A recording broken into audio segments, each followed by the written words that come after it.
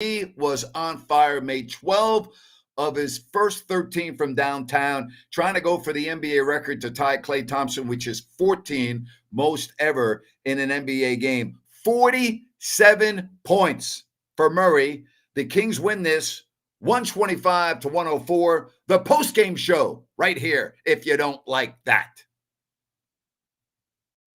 3, 2, 1, go. Sacramento miscue. Carter, stolen by Williams. And look at this. Oh, you don't like that. You don't like NBA basketball. Fox, goodbye. Oh, if you don't like that, you don't like NBA basketball. The exclamation point from De'Aaron Fox.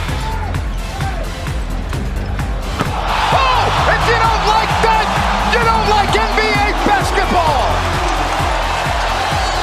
Boy, that's an ESPN highlight right there. Whoa.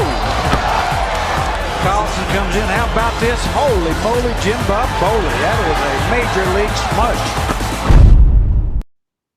And Rhino, if you don't mind me adding one thing. Oh, turn the sprinkler systems on. Keegan Murray is on fire. Wow, what a performance. It was such a special night for Keegan Murray. It's kind of his breakout performance of his life in the NBA, but what a cool time for the fans and the team when they needed it the most with Fox out. I thought he was going to get the 50. He got 12 of 13. He took 2 more threes trying to get that 50 spot. He also only needed 2 more to tie Klay Thompson for most all time in a game. I really thought he was going to get 50. I really thought so. And good for Mike Brown to give him a chance to get that 50 spot. Yeah, the Jazz go on a little run, so a good time to inject Keegan right back in there. But, those a couple of his looks at the end were the best looks he had all night. Yes, I know. But he capped it off with a massive dunk. So what a good night for him. And you really, off the bench, I really like what Malik Monk did in this game. He had 18 points, 8 assists, and 4 rebounds. He's the only one that did anything off the bench. They didn't really need him tonight, but he was outstanding. I know his three-point shooting he's not going to be happy with, but I'm talking about his all-around game. Again, 8 assists and only 1 turnover. Yeah, and that's what you need with Fox out. And it didn't feel like the Kings were panicked tonight without Fox. Everything operated smoothly in face of a defense that was very inconsistent and sporadic, and you didn't know what you were going to get. So happy to have you here on the post game where the Kings win it 125-104. Light the beam, another home win for Sacramento, and at home now 9-3, and you're very happy about that. How about those Oklahoma City Thunder? They came from behind late fourth to upend Denver by a point, so that's a bad loss for Denver. They had that game not in hand, but they had a sizable lead with 6 minutes left, and the Thunder come roaring back.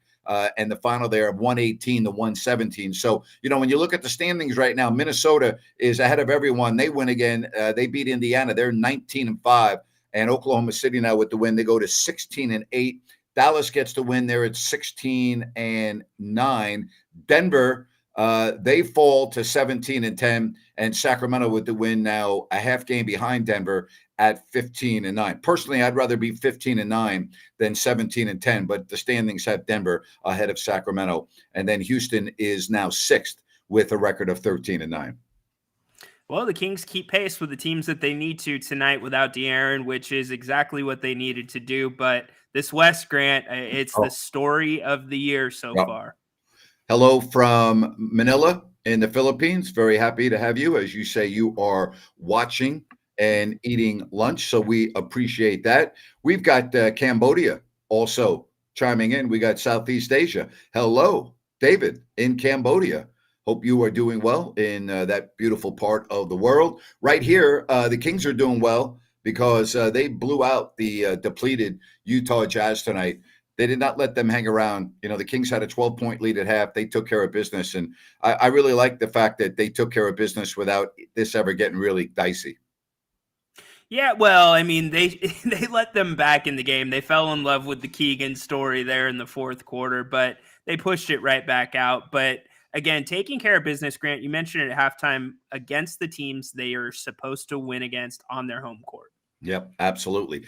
Very happy that you are joining us here on the post-game show. Very happy as well for all of our sponsors. And during this holiday season, whenever you get an opportunity, if you're looking to take a friend, a loved one, family members, whatever the case may be, out for a nice meal, we've got it for you. Bennett's with 3 locations: Sacramento, Roseville, and their newest location at the Blue Oaks Town Center in Rockland. Don't forget about their weekend brunch. That's right, weekend brunch on Saturdays and Sundays. Their prime ribs, 60 different types of wine available by the glass. Go to bennettsrestaurants.com, make a reservation or more. And again, check out Bennett's West Side Grill. Kings win it, and they made easy work of the Utah Jazz. And next up, another team that they should beat, and that would be Washington. And then all of a sudden, with 3 games left, you're already 3-0 on the homestand. And then the schedule gets a little more challenging: Boston, Phoenix, and Minnesota. Yeah, it does. But what did Jerry Reynolds say? 4-2. 4-2. They're on their way there. 2-0 so far. Don't sleep on this Washington team, though. I know they've only won 2 of 17, but they put 137 up the other night. So watch the heck out. Yeah, that's pretty amazing. And it seems like Kuzma always kills the Kings whenever they play him, right? Yeah, that's going to be the storyline. But Kuzma it definitely always has a good game against them. Yeah, but again, right now, you look at Sacramento, and there's a lot to be happy about. The Clippers, by the way, are now in complete control over the Knicks, up by 107-92 with 1:40 left in the third. Obviously, a lot of time left to go there, but the Clippers trying to get the win at home against the Knicks. We told you Minnesota beat Indiana, and they are – how about Minnesota? They are 19-5 overall and 11-1 on their home floor. Guess who beat them? The Sacramento Kings, handing Minnesota their only home loss this year. Yeah, and please don't make a mistake. Minnesota will remember that when they come to Sacramento here this coming week. But what impresses me, Grant, is the fact that they're doing it against all these different styles in the West and the East, especially their win over Indiana tonight. Yep. Indiana is like the Kings of the East to a degree, the way they run and Hallie at the point. So that pretty surprising. Yeah, Kings, by the way, tonight, really taking care of this game. This game was over when the fourth quarter began. I mean, it just was. The Kings put 44 on the board to 26. And I never even once got even the tad bit nervous when the Jazz made that little run in the fourth. The game was over. There was no way the Jazz were going to win this game. Again, the Kings put them away in the third with that big 44-point quarter, and they coast. And that's what it was. It was a coast. 125 to 104 over the Jazz, led by Keegan Murray's 47. Could not have happened to a nicer guy than Keegan Murray. Just a great human being. Kings are so fortunate to have him. I still want to see him play consistently on the offensive end, and I don't mean 47 every night, but I want to see his numbers be more consistent. But I got to give him credit tonight. You know, without De'Aaron Fox, you need to make up 30 points, and that's what Fox pretty much averages every single game. And so where were you going to get the extra scoring tonight? Well, Keegan Murray answered that. He did indeed. And, he got the Keegan Murray shots for the most part, and he got his offense within the system. And it makes you wonder, Grant, when De'Aaron is on the court, sometimes the Kings have a tendency to be too unselfish. But other times they've got guys open on the perimeter, and you wonder if Keegan's not getting some of the same passes and looks he got last year because of scouting. But this will definitely change that if he continues this trajectory. Yeah, again, Harrison Barnes chipped in with 16. Good to see him make 6 of 11, including 3 from downtown. Sabonis had 20 points, 10 rebounds, 8 assists. Herter ended up with a nice second half and double figures with 11. Ellis, we talk about, all right, running the point. You don't expect him to score a lot, but I thought he did a decent job in his 26 minutes of distributing the ball. Again, he didn't make a shot. He made a couple of free throws, but he did have 7 assists in this game. Yeah, and that's what you're going to expect from him. I mean, the assists were a little bit more. What I didn't like from Keon is the ejection, Grant.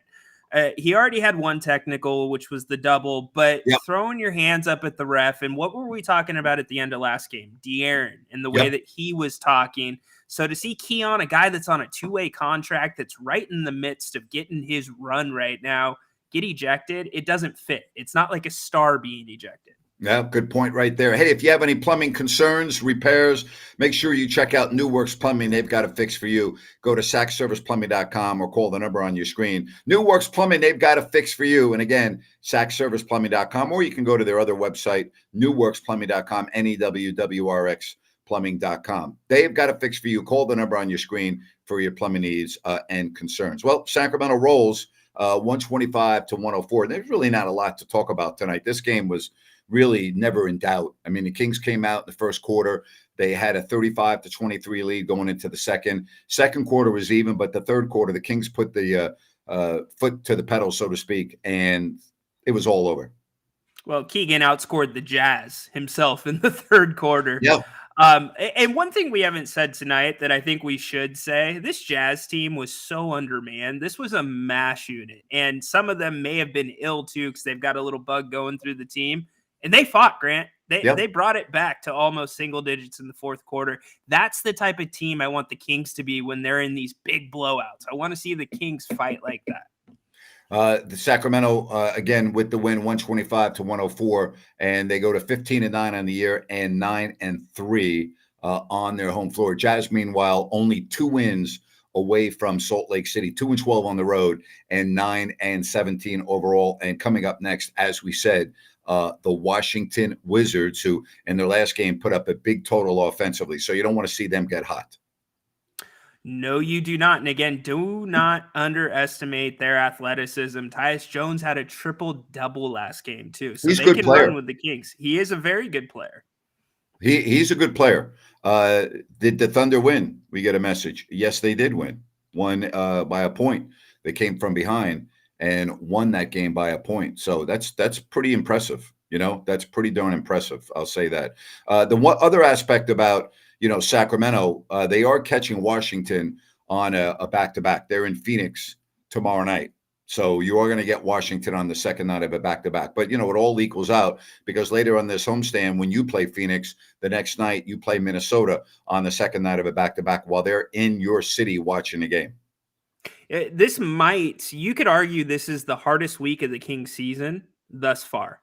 Kicking off with the game with the Wizards. They've got 4 games in 7 nights. Yep. So that's going to be a tough stretch. And 3 of those opponents, like you said, start off with Boston. It's a different class of basketball there. You're 100% correct. They are arguably, the very best team in the NBA. So once you get past Washington, then all of a sudden, your schedule gets ready to roll. And I would think you're going to have Fox back by then, so you should be good to go. But, that I always look at games against Boston and Milwaukee, those type of teams in the East, as measuring stick games. You get a good idea where you stand up against arguably the best team in the league. Yeah, they've got the formulas that work. They can play multiple styles, and they have stars. They have bona fide stars. So how are you going to defend them? Well, good point right there. But, first things first, you got to take care of Washington. You've got to make sure that you don't have a lapse. You're catching them on the second night of a back-to-back and no lapses because, again, coming up on Friday, you've got the Phoenix Suns. And then on the 23rd, the very next night, you're taking on a Minnesota team who is not playing. So, again, do take care of business. Beat the teams you're supposed to beat, which we didn't see that enough last year. Even though the Kings finished with 48 wins, there were too many games where they lost games they shouldn't have lost. I think they're doing a better job thus far, particularly at home in that department. They're 100% doing a better job. The Washington game arguably was one of their worst losses on the home court last year. So they get a chance to make that one right. But we're really, Grant, if you take a macro approach right now and you look at this season and the Kings record right now, we're nitpicking. This is a good basketball team. Yes. It has a lot of room for growth because there's so much we're nitpicking at. Okay, I totally agree with you. And I've actually talked about that despite some of the negative red flags that I see, I acknowledge that the record's good and everything else. I'm looking at the big picture now, and you made a good point, I think 2 or 3 weeks ago. The expectations are different for this team. Last year, the expectations were, let's see if we can make the playoffs. Then after the All-Star break, the expectations were, gee, wow, let's see if we can win a playoff series. Okay? So now going into this year, you look at the expectations of this team. making the playoffs is expected. Okay, it's not an expectation like it's expected, right? Yes, And 100%. now on top of that, what's expected? If you're going to me, without even knowing what can possibly happen the rest of the season, I will only define this season as a success if they win a playoff series. If the Kings do not win a playoff series, and again, this is without me knowing about any possible injuries or anything else, okay? And we're talking now in the middle of December.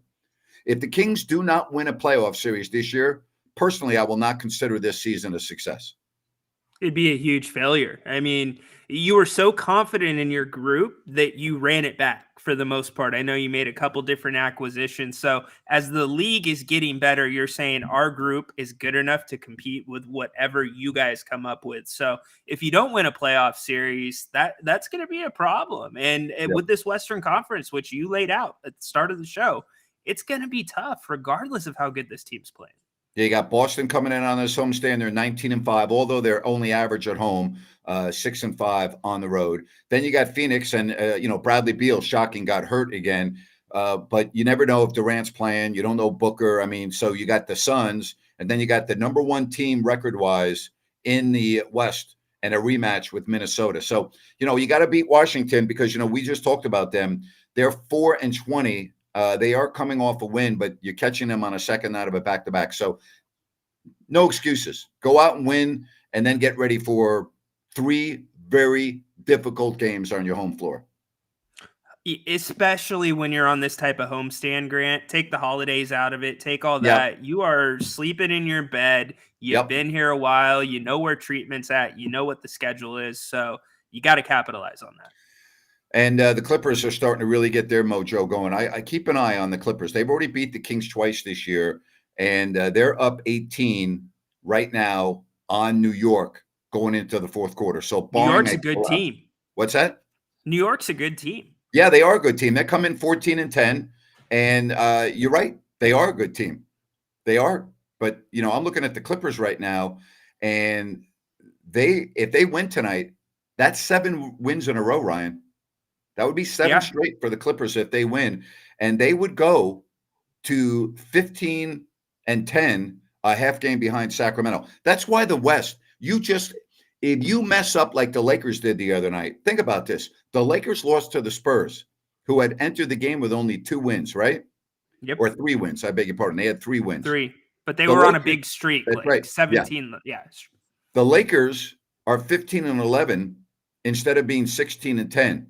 Okay, the difference between that is the difference between being 5th and 8th in the West. That's crazy. Yep. That's crazy. And at this time last year, Grant, I know I said it was the same, but it wasn't the same because the stars weren't playing. There were so many key injuries, and we were saying, well, the parity is because of that. But you have stars playing this year. I mean, to your point, the Clippers, Kawhi Leonard, that's the difference. If you want to point at one thing, he is the difference. No question. He is the difference, plain and simple. Hey, CalusaSunrise.com. Go check out their website and check out this newest development by Blazona Development. It is in Calusa. It's called Sunrise Landing. 6 models to choose from. Phase 1 is already sold out. There's no Mellorews.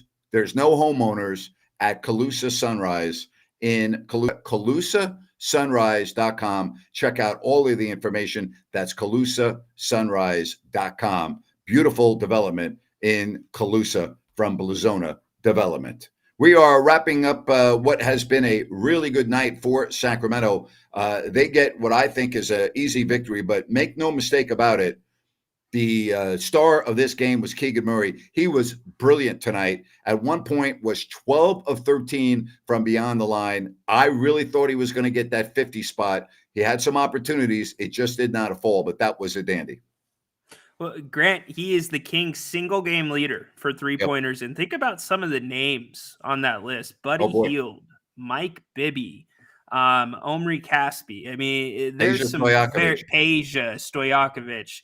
There's some special Mitch Richmond, I'm sure, somewhere on that list. There's some special players there, and Keegan Murray sits atop. If the game were played now, the way it was, in other words, if the game was played when Peja played the way it is now, he'd easily boy. have he'd probably have the record in the entire NBA or close to it. If Reggie Miller, when he played, if the game was played then the way it is now, he'd have, so we have to understand that the evolution of the 3-point field goal, which really changed when Steph Curry came into the league, okay? Yeah. In terms of volume, right? In terms of volume. Correct. Yes. Mitch Richmond, I'm talking about Kings era now. Mitch, Peja, right? Even Eddie Yep. Johnson, when Eddie Johnson played for the Kings in the 80s, Eddie was a great shooter. If the game were played then the way it is now, Eddie would easily have double-digit threes in games. There's no ifs, ands, or buts about it. So the reason why I bring this up is I was with Peja in October, and we were talking about this. And I said, if the game were played when you played the way it is now, how many career threes do you think you would have? And he laughed. He goes, a lot more than I had now, a lot more than I ended up with. And he knows, everyone knows. It's the evolution of the game. It's like the quarterback position. If Dan Marino played in the NFL today, okay, as opposed to when he did, as great as Dan Marino's numbers are, they would be astronomical. He would be number one in almost every single department because that's how good he was. Because back then it was more of a running style. The defense could mug you running down the field. Pass interference wasn't called. Yeah. Quarterbacks could get hit, literally hit. I mean, all of those factors. The game's different. Sports now, as we all know, is becoming an offensive, I guess, form of entertainment, right? Aren't all sports, for the most part now, all offense, with the exception of like soccer? Yeah, there's those rare teams, like I'm going to be selfish here, the Seattle Seahawks, where the defense was that good their Super Bowl year that it kind of takes center stage. But offense sells, Grant. I mean, that's what it's all about. That's why the Kings, you talk about their national TV games this year compared to last year. Yeah, it's offense, baby. Bernard wants to know where I got this shirt. That is the Royal Troon Golf Club in Scotland, where I shot an 87. Thank you very much. And Mad Dog Russo got on our bus after the round, and that was our second round of golf out of 9, and wanted to quit and go home because he was so bad. And so was your 87 on the front 9 or the back 9? No, baby. 87, baby, for 18 holes. No cheating on that one. We were playing for money. Wow. We all put in I think we all put in $150. I want to say, was it for the whole week? We put in $150 each, and we played a Ryder Cup format, 6 on a team, and every round counted. And we had daily prizes, daily standings. We played different formats. Like one day at Muirfield, we played in the morning, and then in the afternoon, we played alternating shot after having lunch at their beautiful Muirfield clubhouse, where we actually had to go back and put on a jacket and tie to be able to get into the clubhouse. Then went back, changed, and played alternating shot at beautiful Muirfield. But we played 9 rounds in 7 days. And I always tell the story. Our last round was at the old course at St. Andrews. And going into the day, the two teams were even. And we played a best ball Ryder Cup format on the last day. And I was down 2 with 3 holes left. All right. And I won the road hole with a bogey. It's a hard hole. And the wind was blowing, and I got a bogey on the road hole. And so I go to the 18th at St. Andrews with the Fame Bridge and the beauty. And the winds, there's not a cloud on the sky, but the wind's blowing pretty good. And if you ever look at the 18th at St. Andrews, there's the road and the out of bounds on the right with all of the old buildings. But to the left, it's the only fairway that's adjacent to another fairway. So you have 18 going, and then number 1 is coming back. If you remember the famous British Open 2 years ago when Tiger was passing Rory McIlroy on, and they right. Yes. So you have an amazing vista. But anyway, my caddy goes, I want you to hit the ball to the left, because I have a tendency to fade my ball. And with the way the wind was blowing, he just didn't want me to take any chance of hitting the ball out of bounds, because I needed to win the hole to win the match. Stay And left. Stay so left. I did, and I ended up right on the border of the first and second fairway. But for all intents and purposes, it's just one large fairway. It's not Right. like you have any. And I was 152 yards out. And you got to remember, it's St. Andrews. It's such a famous village and golf course. There were a lot of people that go and watch the golf. Even they just want to hang out around the 18th. And by then, your caddy knows what you hit. You don't tell the caddy what you're going to hit. They tell you what you're going to hit. Yeah. Right. And Yeah. so Oh, yeah. he handed me a 5-iron, and I said, 5-iron? He goes, yeah, this is playing about 180 yards. And I'm like, wow. So I'm 152 out. My opponent had already hit his second shot just short of the green. All right. So I'm standing over the ball, and I start talking to myself. And I'm not to myself, out loud. I'm like, all right, you effing a-hole. This is going to be the biggest. No, this is how I'm talking to myself. And I'm cursing at myself. I'm like, you need to hit the best shot of your life. This is going to be the biggest shot in your entire life. You're on the 18th at St. Andrews with the match tied, and you need to win this hole. And I hit my shot. And the second or two after I hit it, I said, best shot of my life. I hit it flush online, and I ended up in the right quadrant of the green at 18th. And I'm not kidding you, they were applauding around the green. And like an idiot, as I walked up, I took my hat off, and I'm ready, like I'm a freaking moron. And I get to my opponent chips onto the green, but he's got not a good chip. So I'm thinking, okay, I got to make this in two. And my caddy goes, don't be afraid to hit this a little bit harder than your other putts. This part of the green is the slowest because it's always in the shade. And I'm like, wow, okay. And I hit a putt that was literally 4 to 5 inches away from the hole. My buddy conceded, missed a putt, won the match. And my match was the difference for the whole week of the blue team beating the red team. So that was my Wow. Yeah. Wow. Yeah. That is amazing. Sign any autographs coming off the 18th? I'll tell you right now, people were like, I bet. So here's the other deal. Hell yeah. That par on 18 gave me an 89 at the old course at St. Andrews. So I'm like, wow, I broke 90 at the oldest course in the world, the famed St. Andrews. So I was like, I don't ever have to play golf again. I got an 89 at the old course. You know what? Golf, so much of it's up here. But you got home before Vandeveld. That's where he had his meltdown, right? No. He had his meltdown at Carnoustie.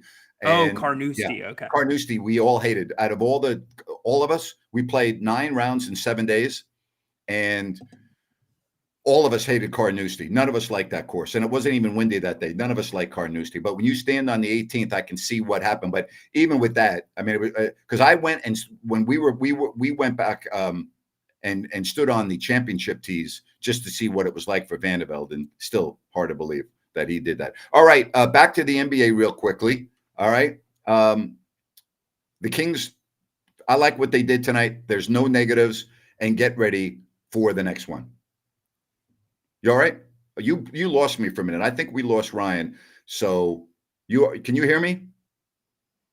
All right, I'm going to wrap it up because we've lost him, and I hope you haven't lost me. And on that note, have a great weekend. Kings win. Keegan Murray catches fire. And if you don't like that, you don't like NBA basketball. Oh, boy. Thanks, everybody.